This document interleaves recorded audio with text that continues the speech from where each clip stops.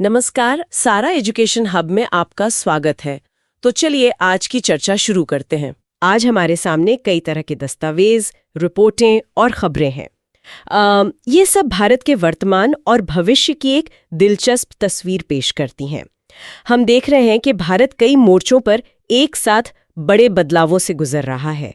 मतलब ऊर्जा के क्षेत्र में नई तकनीकों को अपनाने की कोशिश है, तो औद्योगिक आधार खासकर इलेक्ट्रॉनिक्स में तेजी से बदल रहा है। साथ ही हिंद महासागर में भू राजनीतिक समीकरण भी थोड़े जटिल हो रहे हैं और देश के भीतर शहरों को भविष्य के लिए तैयार करने की अपनी चुनौती है। तो आज हम इन्हीं स्रोतों की गहराइयों में उतरेंगे और समझेंगे कि भारत इन बदलावों को कैसे साध रहा है। हम कोयला गैसीकरण की नई दिशा, इलेक्ट्रॉनिक्स में भारत की ऊंची उड़ान, पश्चिमी हिंद महासागर की बढ़ती रणनीतिक अहमियत और हमारे शहरों के सामने खड़े अवसरों और चुनौतियों पर भी बात करेंगे। और साथ ही डिजिटल दुनिया और वैश्विक सहयोग से जुड़ी कुछ अहम बातों पर भी नजर डालेंगे। तो चलिए इन स्रोतों को खंगालते हैं और देखते हैं कि इनमें छिपे सबसे महत्वपूर्ण संकेत क्या है। बिल्कुल, हमारा मकसद यही है कि इन अलग अलग धागों को जोड़कर एक बड़ी तस्वीर बनाएं। ये समझें कि ये सब घटनाक्रम क्यों मायने रखते हैं और इनके दूरगामी परिणाम क्या हो सकते हैं। चलिए शुरुआत करते हैं ऊर्जा क्षेत्र से। कोयले को लेकर एक नई तकनीक पर काफी जोर दिया जा रहा है। हाँ, ये अंडरग्राउंड कोल गैसिफिकेशन वाली बात, यूसीजी। सरकार ने इसके लिए ड्राफ्ट दिशा निर्देश जारी किए हैं। सुनने में तो ये कोयले का ज्यादा साफ इस्तेमाल करने का तरीका लगता है, पर क्या ये वाकई भारत के लिए व्यावहारिक है? देखिए, यही सबसे बड़ा सवाल है। सैद्धांतिक रूप से तो हाँ, यूसीजी कोयले को जमीन के नीचे ही सिन गैस में बदल देता है। सिन गैस मतलब वो कार्बन मोनोऑक्साइड, हाइड्रोजन, CO2? हाँ, वही CO, H2, CO2, मीथेन, इन सब गैसों का मिश्रण। इसे फिर बिजली बनाने या मेथनॉल, यूरिया जैसे रसायन बनाने में इस्तेमाल किया जा सकता है। तो जाहिर है, पारंपरिक कोयला खनन और जलाने की तुलना में ये कम प्रदूषणकारी हो सकता है, खासकर अगर वो कार्बन कैप्चर और स्टोरेज CCS तकनीक का इस्तेमाल किया जाए। लेकिन ये जो नए सरकारी दिशा निर्देश आए हैं, इनमें खास क्या है? क्या ये उन तकनीकी चुनौतियों का समाधान करते हैं जिनका जिक्र होता रहता है?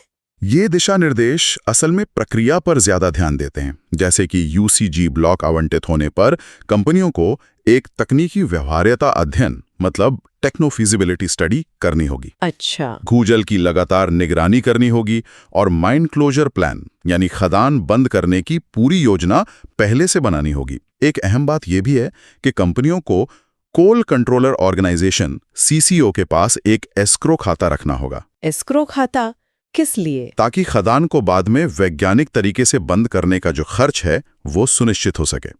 CCO वही संस्था है जो देश की सभी कोयला खदानों के उत्पादन के आंकड़े रखती है, कोयला मंत्रालय के तहत काम करती है। पर जो असल चुनौती है, मतलब भारत का ज्यादा राख वाला कोयला, जिसके लिए शायद मौजूदा वैश्विक तकनीकें उतनी कारगर नहीं है, उसका क्या? रिपोर्टें तो यही बताती हैं कि ये तकनीकें महंगी भी बहुत हैं। आपने बिल्कुल सही मुद्दा उठाया। यही यूसीजी के राह का सबसे बड़ा रोड़ा है, देखा जाए तो। पहली बात, शुरुआती लागत बहुत ज्यादा है। गैसिफायर, CO2 कैप्चर यूनिट्स, इन सब में भारी निवेश चाहिए। दूसरी और शायद सबसे अहम, जैसा आपने कहा, वैश्विक तकनीकें बनी हैं कम राख वाले कोयले के लिए। अब उन्हें भारत के ज्यादा राख वाले कोयले के लिए ढालना, ये एक बड़ी तकनीकी और आर्थिक चुनौती है।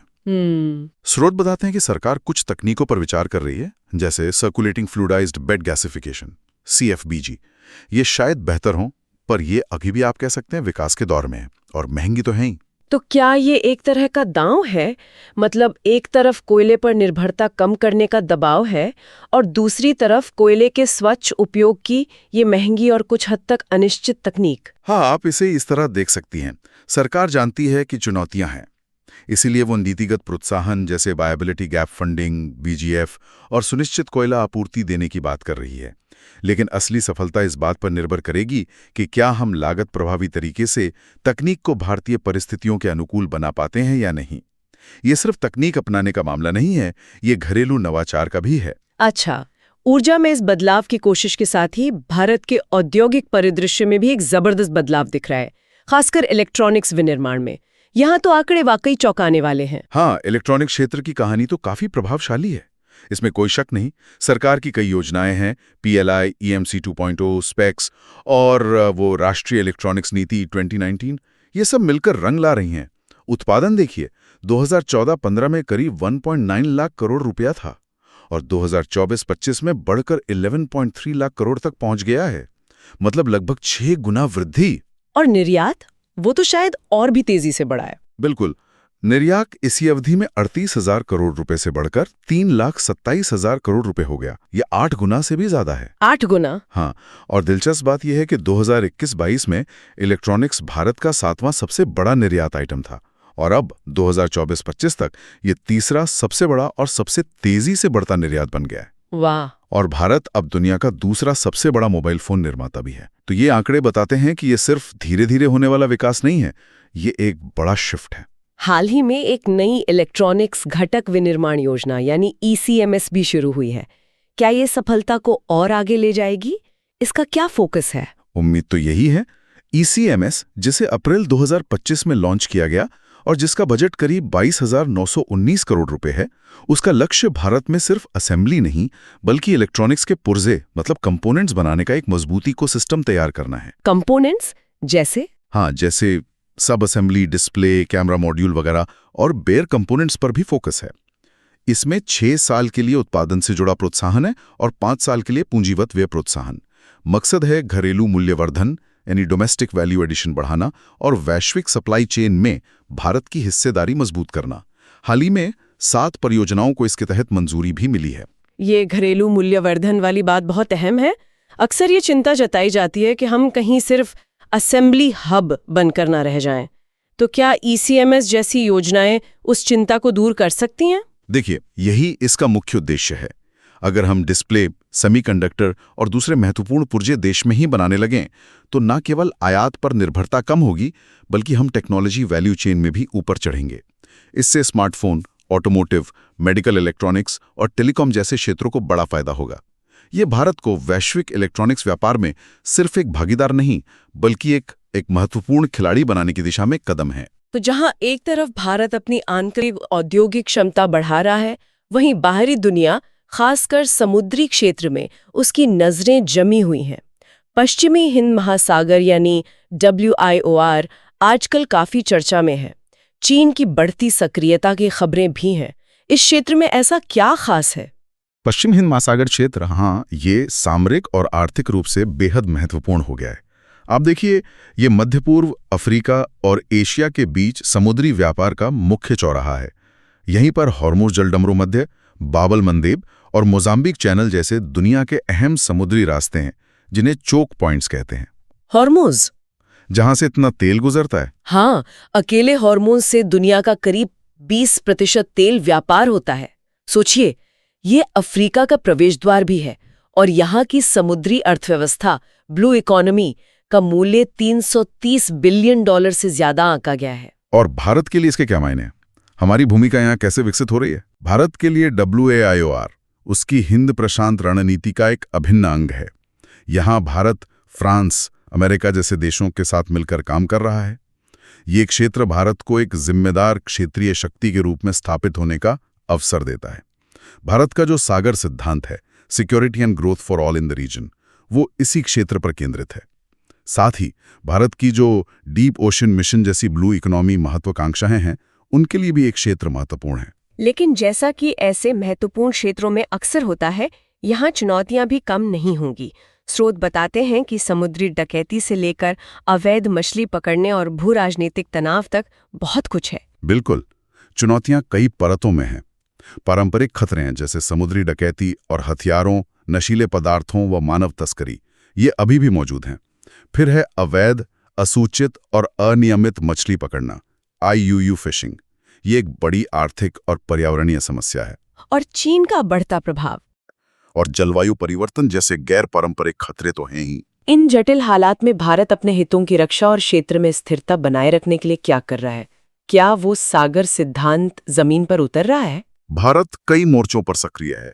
सागर सिद्धांत के तहत भारत IORA और IONS जैसे मंचों पर नेतृत्वकारी भूमिका निभा रहा है। IORA मतलब हिंद महासागर रिम एसोसिएशन। हाँ, और IONS यानी हिंद महासागर नौसेना संगोष्ठी।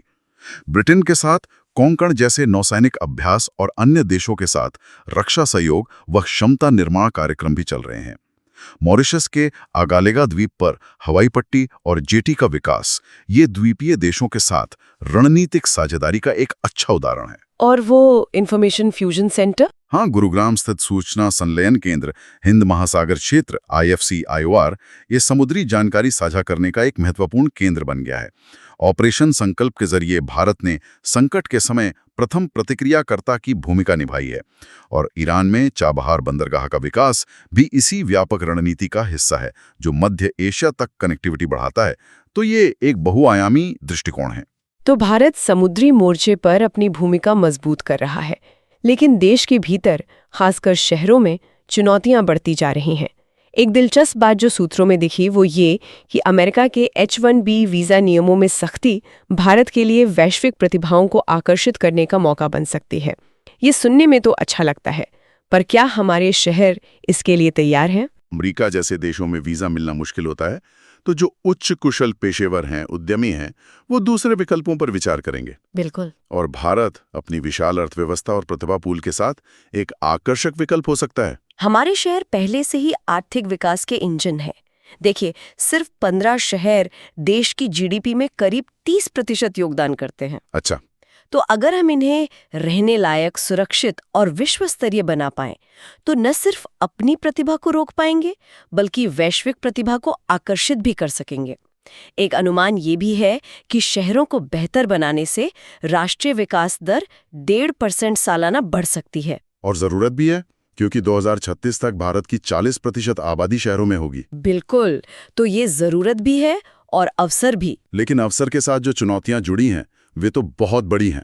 स्रोत बताते हैं कि प्रदूषण, पानी की कमी, कचरा प्रबंधन और रहने की जगह की कमी, ये समस्याएं तो विकराल रूप ले चुकी हैं। चुनौतियां वाकई गंभीर हैं। प्रदूषण का आलम यह है कि दुनिया के 10 सबसे प्रदूषित शहरों में 6 भारत में हैं। कचरे का देखिए, केवल 26% का वैज्ञानिक निपटान हो पाता है। सिर्फ 26%? हाँ। पानी का ये हाल है कि पाइप से सप्लाई होने वाले पानी का 40-50% बर्बाद हो जाता है लीकेज और कुप्रबंधन के कारण। और किफ़ायती घरों की कमी 2030 तक 3 करोड़ से ज्यादा होने का अनुमान है। एक और समस्या है निम्न फ्लोर स्पेस इंडेक्स, मतलब प्लॉट के आकार की तुलना में कितना निर्माण हो सकता है। कम FSI से शहर फैलते हैं, जिससे बुनियादी ढांचा और परिवहन पर दबाव बढ़ता है। नीति आयोग ने भी भीड़भाड़, कमजोर स्थानीय शासन और पुराने नियमों को बड़ी बाधा माना है। तो इन समस्याओं के समाधान के लिए क्या सोचा जा रहा है? क्या सिर्फ और पैसा लगाना काफी होगा, या हमें बुनियादी सोच बदलने की जरूरत है? समाधान बहुआयामी होने चाहिए। सिर्फ पैसा लगाना काफी नहीं है। प्रदूषण के लिए जैसे सार्वजनिक परिवहन का विद्युतीकरण और अच्छा प्रदर्शन करने वाले शहरों को प्रोत्साहन देने जैसे कदम सुझाए गए हैं। जल संकट के लिए पानी के पुनर्चक्रण और वर्षा जल संचयन को बड़े पैमाने पर अपनाना होगा। साथ ही पानी की कीमत तय करने का एक तर्कसंगत तरीका, जितना उपयोग उतना भुगतान, लागू करना होगा। और घरों की कमी और घनत्व के लिए? उसके लिए उच्च FSI की अनुमति देने पर विचार हो रहा है, लेकिन सिंगापुर जैसे टिकाऊ मॉडल के साथ। एक सुझाव यह भी है कि डेवलपर्स को सामाजिक आवास या परिवहन इंफ्रास्ट्रक्चर में योगदान के बदले ज्यादा ऊंचाई तक निर्माण की इजाजत दी जाए, जैसे साओ पाउलो या टोक्यो में होता है। लेकिन इन सब के लिए स्थानीय प्रशासन का मजबूत होना जरूरी है ना? क्या उस दिशा में भी कुछ सोचा जा रहा है? बिल्कुल। सबसे महत्वपूर्ण सुधार शायद शासन में ही करने होंगे। शहरी स्थानीय निकायों को सही मायने में शक्तियां और वित्त सौंपना होगा, मतलब असल विकेंद्रीकरण। साथ ही राजस्व बढ़ाने के नए तरीके अपनाने होंगे, जैसे संपत्ति कर सुधार, जमीन के डिजिटल रिकॉर्ड्स और शायद हांगकांग जैसा भूमि मूल्य अधिग्रहण मॉडल, जहां जमीन के मूल्य में वृद्धि का लाभ सार्वजनिक विकास में लगाया जाता है। बिना मजबूत और आत्मनिर्भर स्थानीय शासन के ये सभी उपाय अधूरे रह जाएंगे। हमने ऊर्जा, उद्योग, भू राजनीति और शहरीकरण जैसे बड़े मुद्दों पर बात की। अब कुछ और झलकियां देखते हैं जो हाल की खबरों में रहीं और किसी न किसी रूप में महत्वपूर्ण है, जैसे जापान का येन आधारित स्टेबल कॉइन लॉन्च करना। ये क्या है और क्यों अहम है? स्टेबल कॉइन, हाँ, ये एक तरह की डिजिटल करेंसी है जो ब्लॉकचेन पर आधारित होती है। लेकिन बिटकॉइन जैसी क्रिप्टो करेंसी के विपरीत इसका मूल्य किसी वास्तविक मुद्रा जैसे येन या डॉलर से जुड़ा होता है। इससे इसमें स्थिरता बनी रहती है, मतलब दाम बहुत ऊपर नीचे नहीं होते। अच्छा। जापान का येन आधारित स्टेबल कॉइन लॉन्च करना दिखाता है कि कैसे पारंपरिक वित्तीय प्रणालियां भी अब ब्लॉकचेन तकनीक को अपना रही हैं। ये पारंपरिक वित्त और क्रिप्टो की दुनिया के बीच एक पुल का काम कर सकता है। इससे सीमा पार भुगतान तेज, सस्ता और सुरक्षित हो सकता है। USDT और USDC इसके जाने माने उदाहरण हैं जो डॉलर से जुड़े हैं। एक और डिजिटल मुद्दा जो चिंता का विषय बना हुआ है वो है डिजिटल अरेस्ट। ये आजकल काफी सुनने में आ रहा है, क्या है ये? हाँ, ये एक गंभीर ऑनलाइन धोखाधड़ी है, बहुत खतरनाक। इसमें अपराधी खुद को पुलिस, CBI या किसी और जांच एजेंसी का अधिकारी बताकर लोगों को फोन करते हैं। वे किसी झूठे केस में फंसाने की धमकी देते हैं, जैसे कहेंगे कि आपके नाम से कोई अवैध पार्सल मिला है या मनी लॉन्ड्रिंग का मामला है। फिर पीड़ित को वीडियो कॉल पर रहने के लिए मजबूर करते हैं, उनकी गतिविधियों पर नजर रखते हैं। इसी को वे डिजिटल अरेस्ट कहते हैं। डरावना है ये तो। हाँ, और फिर वे गिरफ्तारी या कानूनी कार्रवाई से बचने के नाम पर पैसे ऐंठते हैं। कहते हैं जमानत भर दो या रिफंडेबल सिक्योरिटी डिपॉजिट जमा करा दो। ये इतनी बड़ी समस्या बन गई है कि सुप्रीम कोर्ट इसकी CBI जांच पर विचार कर रहा है। ये दिखाता है कि कैसे अपराधी टेक्नोलॉजी का गलत इस्तेमाल कर रहे हैं। सच में चिंताजनक है। अच्छा, अब थोड़ा वैश्विक सहयोग और पर्यावरण की ओर देखें। COP28 में अपनाया गया UAE कंसेंसस, ये क्या है? UAE कंसेंसस, हाँ, इसे दुबई में 2023 के जलवायु शिखर सम्मेलन COP28 में अपनाया गया था। ये पेरिस समझौते के तहत पहले ग्लोबल स्टॉकटेक का नतीजा है। ग्लोबल स्टॉकटेक मतलब दुनिया ने जलवायु परिवर्तन से निपटने में कितनी प्रगति की है, इसका पहला वैश्विक मूल्यांकन। ये महत्वपूर्ण इसलिए है क्योंकि इसमें पहली बार सभी देशों से जीवाश्म ईंधन से दूर जाने और स्वच्छ ऊर्जा की ओर न्यायसंगत, व्यवस्थित और संतुलित तरीके से संक्रमण करने का आग्रह किया गया है। इसमें ठोस लक्ष्य भी हैं, जैसे 2030 तक दुनिया भर में नवीकरणीय ऊर्जा क्षमता को तिगुना करना और ऊर्जा दक्षता में सुधार की दर को दुगुना करना। अंतिम लक्ष्य वही है, तापमान वृद्धि को 1.5 डिग्री सेल्सियस तक सीमित रखना और 2050 तक नेट जीरो उत्सर्जन हासिल करना। और अंत में भारत अपनी सांस्कृतिक विरासत को सहेजने के लिए भी टेक्नोलॉजी का इस्तेमाल कर रहा है। ज्ञान भारतम मिशन के जरिए, इसके बारे में बताएं। जी हाँ, ज्ञान भारतम मिशन, जिसे 2025 तक विस्तार दिया गया है, इसका उद्देश्य भारत की विशाल पांडुलिपि विरासत को संरक्षित करना, डिजिटाइज करना और दुनिया तक पहुंचाना है। पांडुलिपि मतलब हाथ से लिखी पुरानी रचनाएं। हाँ, कोई भी हाथ से लिखी रचना जो कम से कम 75 साल पुरानी हो, चाहे वो कागज पर हो, ताड़ के पत्ते पर या धातु पर। इस मिशन का लक्ष्य देश भर में फैली 1 करोड़ से ज्यादा पांडुलिपियों को डिजिटाइज करना और उनका एक राष्ट्रीय डिजिटल भंडार बनाना है। इसके लिए artificial intelligence, AI, optical character recognition, OCR और ब्लॉकचेन जैसी आधुनिक तकनीकों का उपयोग किया जाएगा। ये संस्कृति मंत्रालय की एक बहुत महत्वाकांक्षी पहल है। ये भारत के ज्ञान भंडार को भविष्य के लिए सहेजने का एक बड़ा प्रयास है। तो आज हमने देखा कि भारत कैसे एक साथ कई बदलावों के दौर से गुजर रहा है। ऊर्जा में कोयले के भविष्य को लेकर जद्दोजहद है, इलेक्ट्रॉनिक्स में वैश्विक शक्ति बनने की महत्वाकांक्षा है, हिंद महासागर में अपनी भूमिका को परिभाषित करने की कोशिश चल रही है और अपने शहरों को भविष्य के लिए तैयार करने की एक बड़ी चुनौती सामने है। साथ ही डिजिटल दुनिया के नए अवसर और खतरे और वैश्विक सहयोग की जरूरतें भी साफ दिखती हैं। बिल्कुल, और ये सारे मुद्दे आपस में जुड़े हुए हैं। कोयला गैसीकरण की सफलता तकनीक और अर्थशास्त्र पर निर्भर करती है। इलेक्ट्रॉनिक्स की सफलता वैश्विक सप्लाई चेन और घरेलू कौशल पर। हिंद महासागर में भारत की भूमिका उसकी नौसेना क्षमता और कूटनीतिक समझ पर। और शहरों का भविष्य वो टिकाऊ योजना और प्रभावी शासन पर निर्भर करता है। ये सब मिलकर भारत के अगले दशक की कहानी लिखेंगे। आज की इस चर्चा के बाद श्रोताओं के लिए सोचने का एक बिंदु छोड़ते हैं।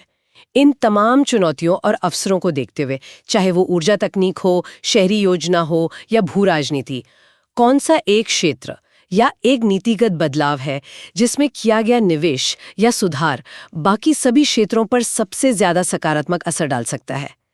कहाँ ध्यान केंद्रित करने से सबसे बड़ा फायदा मिल सकता है? ये वाकई एक गहरा सवाल है, इस पर आगे सोचा जा सकता है। आज के लिए बस इतना ही। अगर आज की चर्चा आपको पसंद आई हो तो वीडियो को लाइक, शेयर और चैनल को सब्सक्राइब करना ना भूलें। शुक्रिया।